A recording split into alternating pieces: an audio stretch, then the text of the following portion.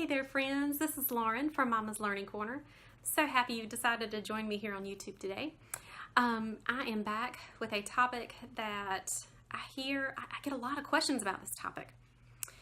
So if you are a subscriber to Mama's Learning Corner, once you go to the subscribers only page where you can download all the free things that I have for my subscribers, email subscribers, you will see a survey at the top of the page. And so one of the questions that I ask in that survey is, what can I do to help you? Like, what is it that you're looking for? If you're a homeschooler, what is it that you need in your homeschool that would make it easier? If you're a teacher, what kinds of things are you looking for? If you are a co-op leader or Sunday school teacher, you know, what kind of things can I help you with? I might be able to point you in the right direction on my site. So one of the topics that just comes up over and over and over, especially for new homeschooling mothers, is how do I know what my child needs to learn? I mean, isn't that the $10,000 question? Well, yeah. And I'm just ashamed to tell you that I really had this question until my oldest child was in probably 2nd or 3rd grade. Didn't know where to look for that answer. You've heard me say many times, like, I just did not have a mentor. I didn't have anyone to disciple me in my early homeschooling years, and I floundered bad. So that's really mostly the reason I even make videos, is because I don't want you to flounder like I did, and I want you to feel like you have somebody to ask. So I don't know too much about middle school yet.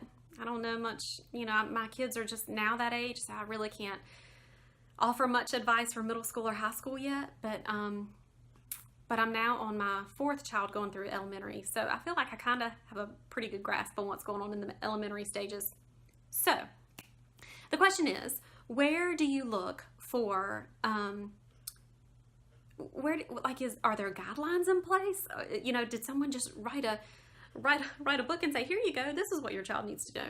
Actually, several people did. So after lots of research, these are the things that these are the resources I tend to look at when I'm trying to figure out, like, what should my child know? And I'll be honest, the older they get, the less I look at most of these. So we'll start with my first and my favorite, which is the well-trained mind. And I've mentioned this in a couple of videos already, but this is definitely where I would start if you are completely lost in what your children should know. Now, I will warn you that it can be overwhelming. I mean, it's thick. But if your child is in elementary school, like, you're only reading maybe the first third of the book, not even really that much, because the very beginning is, you know, just a whole lot of hand-holding-ish kind of stuff. And I definitely need that too. So, I mean, I read the very beginning of the book several times already. But if you just want the nitty-gritty of what your child should know, you can go ahead and skip to that. I will warn you, though, that this is definitely focused on classical education, which we mostly ascribe to here in our home. We have we definitely pull from Charlotte Mason. We definitely pull from others, but we tend to school classically here. So the recommendations that you'll find here are going to be of a classical nature, meaning, what does that mean? It means that you cycle through history every 4 years. In later years, you introduce logic. Lots of narration and copy work in the younger years, as opposed to more formal grammar type teaching. So I would encourage you to start here. This is a great place to start. If you don't think that's going to be up your alley much at all, I would turn to this very old book. I think it was originally published in like 1991, so it's not recent. Excuse me, 1993. And it was revised in 2001, so still not current. However, it has excellent checklists in the back.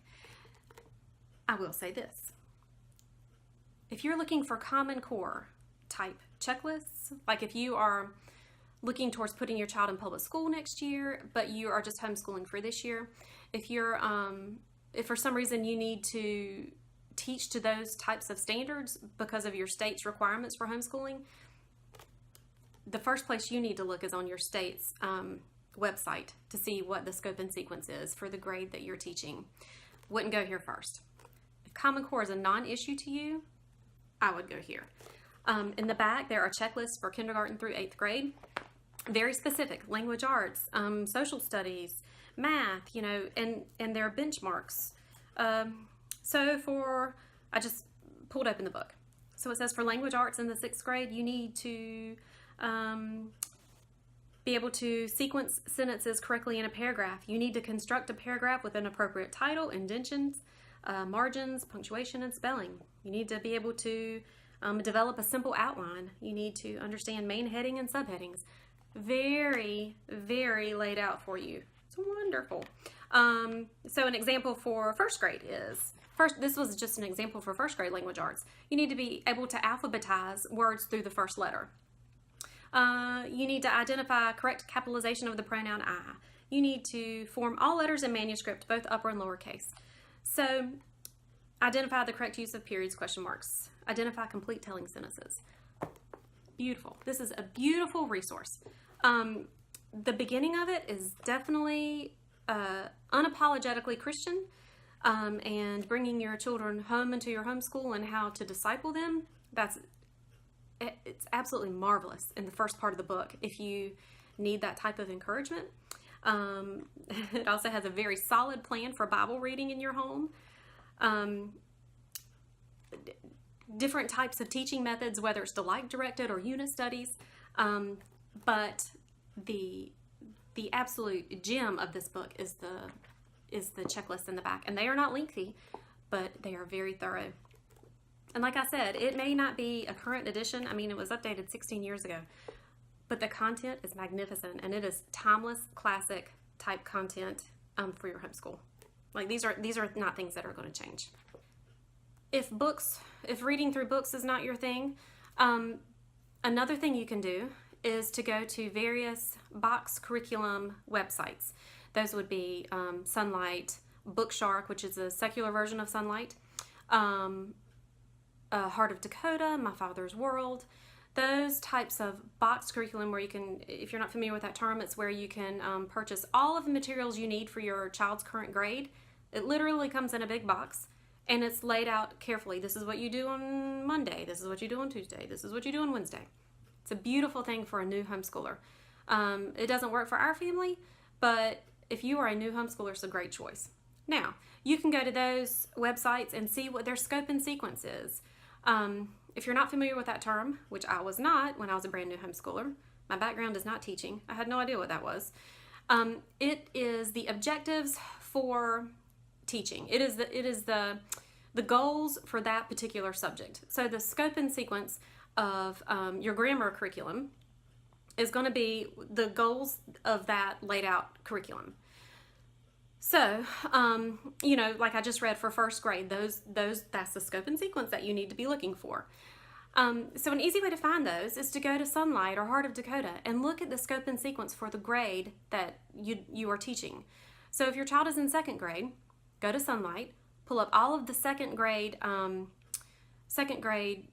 subjects and see what they're using. And typically there's a PDF that you can download and look at the scope and sequence for that grade. Horizons is another one. Memoria Press, we love Memoria Press. I don't use any of their box curriculum per se, but I use quite a few of their materials. They're Latin, top notch.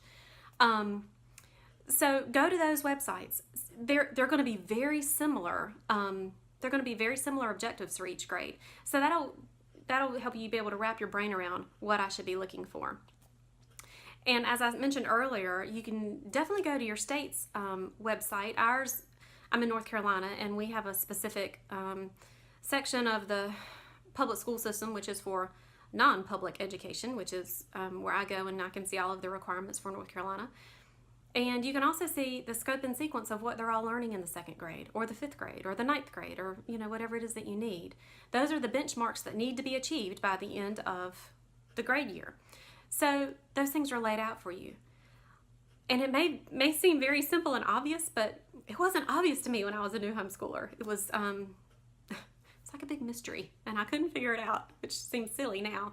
But there's just so many pieces to the puzzle that you're trying to figure out in those very early homeschool years, and I had a particularly hard time. So I would start there. the last thing I want to say is once you figure out what those benchmarks are, once you figure out what those goals are, the learning goals for your child, I would go and pick up a copy at the library of Kathy Duffy's Top Picks. This is an old one, 101. She's on 102 or 103 now, I'm not really sure which. I'll link to the most current edition in the notes for this video. So you figure out what the benchmarks are in math for a kindergarten student. And then you go to the math chapter and it tells you not all, it tells you a pretty decent variety of math curriculum that is available to you at the kindergarten level. Or you're struggling with the 4th grade level and with language arts, and you can come get some good ideas. These are websites that I need to research. This is curricula that I need to look at and see if this would be a good fit for my child. Because just because these benchmarks are in place, well then it opens up this whole can of worms. How am I going to teach those? Yeah, tell me. Hard part. Yeah. So it is. That's a hard part to me. Like, I know what I'm supposed to be teaching, but wow, then I have to figure out how to teach it. Keep in mind, my background is not teaching. I was a nurse. Teaching was very new to me at the time. Still is in a lot of ways. So once you figure out what those goals are, that scope and sequence, once you can figure out what those are, then I would go and find another good resource to look through is the Rainbow Resource Catalog. I'll link to it as well. Lots of ideas for science or social studies or history or any subject that you need. So just to recap, my 2 favorite resources for finding a scope and sequence, what should my child be learning? I'm kind of lost here. Like, if this is your mindset, I'm kind of lost here. I'm going the wrong way down this path and I need some help getting back to what 3rd grade should look like. The first thing I would do is check out the Well-Trained Mind from your library. And there's really reasonably used copies on Amazon if you want to check there too. Magnificent advice. I can't recommend it highly enough. In fact, I mentioned in the other video from this year that I spent hours and hours and hours poured over the Well-Trained Mind this year to just kind of get us back to this classical style of learning. If that's not an option available, I think I got this one for $3 used on Amazon. It's What Your Child Needs to Know and When. Marvelous checklist in the back. That's where I would start. So what kind of questions do you have about finding out what your child should know? I realize that's not a topic for everyone. Some of you are if you're a homeschooler, you're very delight-directed learning. I mean, that's where you want to go. If my child wants to learn about astronomy, then let's go do it. If my child wants to learn about, bees and how they make honey, then let's go do that.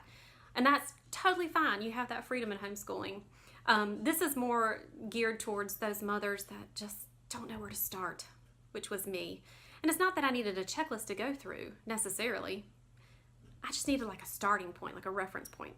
So if you have questions, please feel free to ask them in the comments below.